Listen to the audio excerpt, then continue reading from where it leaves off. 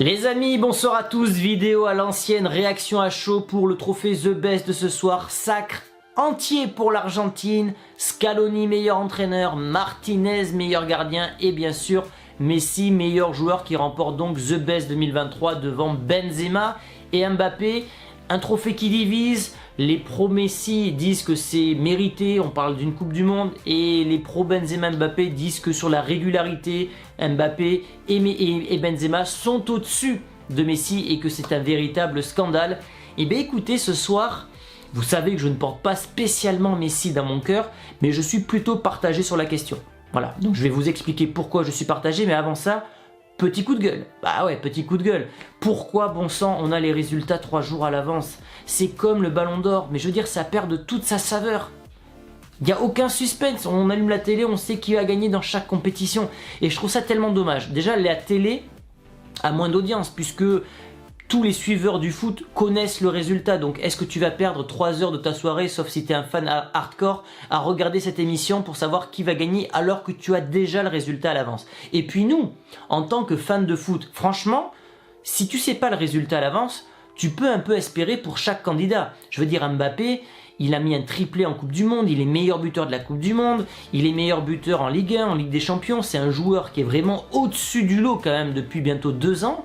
T'as Benzema qui lui fait une saison extraordinaire avec le Real, il va chercher la Ligue des Champions avec un parcours en mode hardcore, Liverpool, City, Chelsea, PSG, il marque plus de 50 buts, enfin bon bref, il fait une saison monstrueuse, plus de buts en Ligue des Champions, et t'as Messi qui lui n'a pas été régulier depuis août 2021, parce que c'est le début en fait de là où on peut voter en fait pour The Best, mais qui va remporter le sacre ultime avec l'Argentine, une Coupe du Monde qui a lieu tous les 4 ans. Donc en fait, tu avais un semblant de suspense quand même. Et on aurait pu, nous en tant que spectateurs, avoir les petits frissons de se dire allez, qui va gagner ce soir? Là non, tu allumes la télé, t'es comme ça, là, tu dis allez, avance, on va savoir qui est le meilleur entraîneur. Enfin, on le sait en fait, et ça c'est dommage, ça c'est dommage.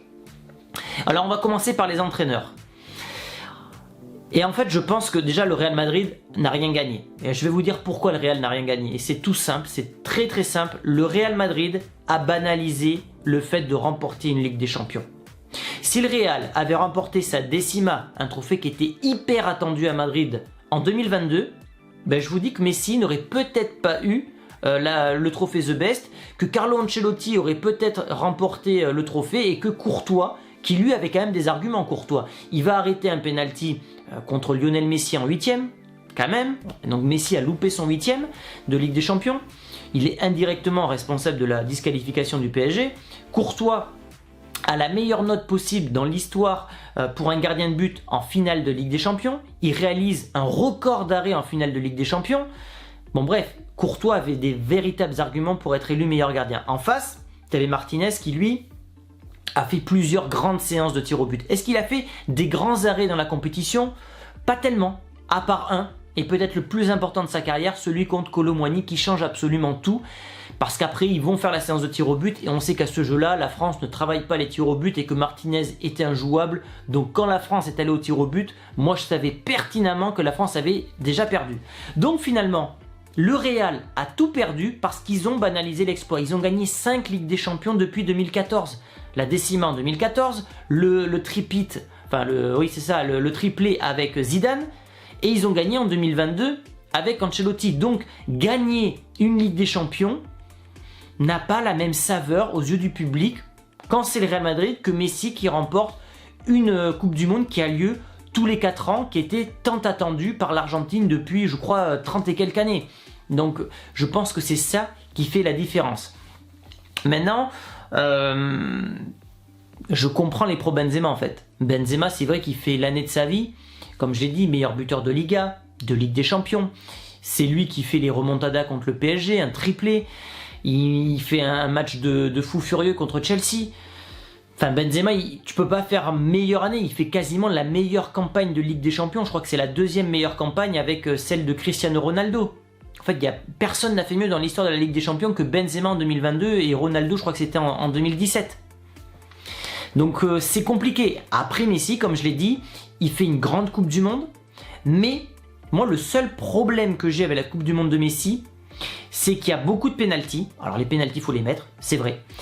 Mais j'ai pas un match, si ce n'est la Croatie en demi-finale, où tu as Messi qui fait un truc hors du commun comme Mbappé l'a fait en finale de Coupe du Monde. Pour moi, si on doit sortir une performance individuelle dans la Coupe du Monde 2022, pour moi, c'est le triplé de Mbappé en finale de Coupe du Monde. Alors, peut-être parce que je suis français, peut-être, mais je trouve que ce qu'a fait Mbappé en finale de Coupe du Monde, c'est quelque chose dont on va se souvenir peut-être pendant des décennies. Est-ce qu'on va se souvenir d'un match de Messi dans sa Coupe du Monde?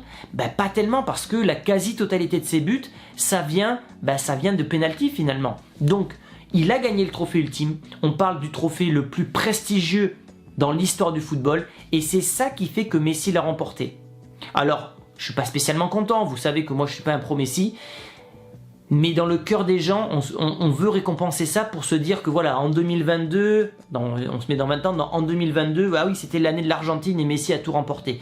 Si Ronaldo avait remporté la Coupe du Monde avec le Portugal, je suis quasiment persuadé qu'il aurait remporté le trophée The Best et le Ballon d'Or. Donc Messi va remporter son 8e Ballon d'Or. Ouais, 8e Ballon d'Or, c'est ça.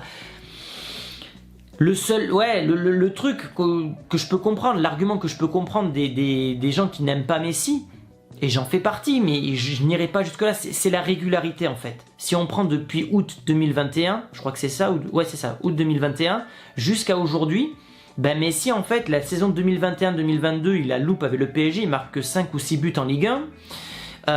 De septembre à aujourd'hui avec le PSG, c'est mieux, mais pareil, je ne sors pas un match phare de Messi avec le PSG. J'ai pas un triplé qui me vient en tête ou une démonstration de Messi avec le PSG. Et même le but qu'il met contre Marseille hier, je crois que c'est la première fois qu'il marque dans un classique depuis qu'il est au PSG, et c'est la première fois qu'il marque dans un top 5 européen, un top 5 français.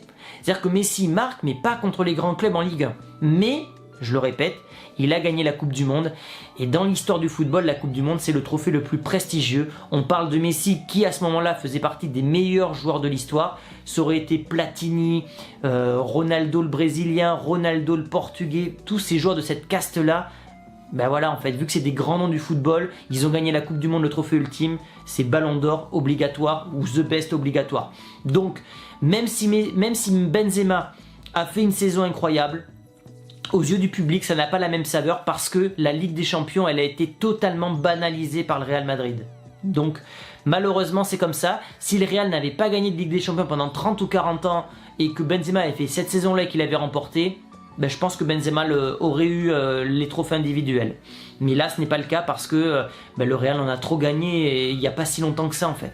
Et pour Mbappé, Mbappé, lui, finalement, il n'a pas gagné la Ligue des Champions et il n'a pas gagné la Coupe du Monde. Donc, difficile de lui donner le trophée, même si individuellement et objectivement, je pense que c'est quand même le meilleur joueur du monde. Voilà, Mbappé, ce qu'il a encore fait hier, c'est incroyable. Ce mec est absolument lunaire. Le PSG dépend de lui. Mais voilà, il n'a pas gagné de trophée. Et mine de rien, Mbappé, attention, hein, il est en train de prendre du retard. Alors, pas au niveau des statistiques en termes de buts et de passes décisives, mais en termes de trophées individuels et de trophées tout court, il prend du retard sur Messi et Ronaldo parce que les pros Mbappé disent ouais, il va dépasser Messi et Ronaldo. Attention, hein, Ronaldo et Messi avaient déjà remporté une Ligue des Champions à 24 ans. Messi, je crois qu'il avait déjà 3 ballons d'or et plusieurs souliers d'or. Mbappé a sa Coupe du Monde. C'est sûr, il a une histoire avec la Coupe du Monde qui est incroyable. Il sera d'ailleurs le meilleur buteur, je pense, de cette compétition à terme, sauf grave blessure. Mais il n'a pas de ballon d'or, il n'a pas de Ligue des Champions, il n'a pas de souliers d'or. Et ouais, ça commence à faire, hein, parce que là, il est à son prime. Et son prime, il va pas durer 10 ans à Mbappé. Donc c'est maintenant qu'il doit remporter les trophées individuels, c'est maintenant qu'il doit remporter les Ligues des Champions et les ballons d'or. Et il est en train de prendre du retard. Donc ce soir, je suis pas outré, mais c'est vrai que cette domination de l'Argentine dans tous les trophées, c'est un peu difficile à vivre parce que c'est pas la récompense de la régularité, c'est la récompense d'un moment phare dont les gens vont se souvenir. Est-ce que Messi a réalisé une Coupe du Monde extraordinaire ? Non. Est-ce qu'il a réalisé une très bonne Coupe du Monde ? Oui, parce qu'il a quand même été très bon, notamment contre le Mexique, notamment contre la Croatie. Il met quand même un doublé en finale aussi, hein, mine de rien, avec un penalty certes, mais il met un doublé en finale, c'est pas rien. Mais la meilleure performance en Coupe du Monde, je l'attribue à Mbappé. Au niveau des statistiques, c'est Mbappé, mais il n'a pas le trophée. Et c'est ça qui fait la différence dans l'histoire, malheureusement, et c'est comme ça. On se souvient des vainqueurs. On va se souvenir que le Real a fait 3 Ligues des Champions. On va pas se souvenir des finalistes, nous on les connaît parce qu'on est fan de foot, mais dans 20 ou 30 ans, on se souviendra des 3 finales de Zizou, des 3 remportées. On se souviendra de la Coupe du Monde de Messi parce qu'il a remporté. Et malheureusement c'est comme ça, c'est la triste réalité du sport. Bolt, Phelps, Michael Jordan, Tyson, on se souvient de leur victoire, on se souvient pas des finalistes et des perdants. C'est la dure réalité du sport. Donc que Messi remporte le trophée The Best et le Ballon d'Or, ça ne me choque pas tant que ça, même si il y a des trophées que j'aurais remis en jeu par rapport à Messi. Son Ballon d'Or en 2010, normalement il doit aller à Iniesta qui remporte la Coupe du Monde. Et en fait ça c'est un argument des anti-Messi, et j'en fais partie, mais pas pour ce cas-là aujourd'hui. Quand Messi ne gagne pas la Coupe du Monde, il a les trophées individuels tels que le Ballon d'Or. Quand Messi gagne la Coupe du Monde, il gagne les trophées individuels. Donc en fait, quelle que soit finalement la situation, Messi remporte toujours les trophées. Et en fait, c'est ça qui agace les gens. C'est qu'il n'y a pas une justice de ce côté-là. Bon, écoutez, c'est comme ça, c'est le sport, malheureusement, on peut rien y faire, faut oublier ça, c'est le sport, c'est comme ça, je vous dis, ça aurait été Ronaldo, nous en tant que fans de Ronaldo, on aurait dit ouais mais c'est la Coupe du Monde, tout ça, faut être honnête, mais voilà, objectivement pour moi le meilleur joueur depuis 2 ans, c'est Mbappé, mais là c'est la meilleure saison de 2022 et finalement c'est la plus grande partie pour ce qui englobe les votes de The Best, c'est Benzema. Voilà, donc c'est compliqué à dire, ce soir je suis plutôt gris, en zone neutre, c'est assez rare. Donnez-moi votre avis dans les commentaires, est-ce que pour vous c'est un véritable scandale que Messi remporte The Best? Dites-moi tout ça dans les commentaires, n'hésitez pas à lâcher un petit pouce bleu et je vous dis à très vite pour une prochaine vidéo. Ciao les amis!